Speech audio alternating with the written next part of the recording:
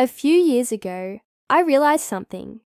I didn't hate my job, but I hated that my income had limits. Same salary every month, no matter how much effort I put in. So I asked myself, how can I earn more without quitting my job? That's when I started testing small experiments, smart strategies. Here are 5 things that actually worked. Skill freelancing. I turned one skill, Excel, into a small weekend gig.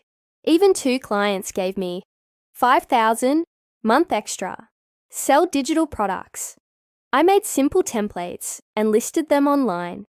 One-time effort, passive income. Referral commissions. I joined affiliate programs for tools I already used, shared them with colleagues, earned while helping. Teach what you know. I made a small Notion guide and sold it for $199. Turns out people will pay for simplicity. Micro consulting. I offered 30-minute advice sessions on LinkedIn. Surprisingly, even that brought in extra income. No, I didn't get rich overnight, but I added Rs 10K, Rs 20K month without leaving my 9-to-5.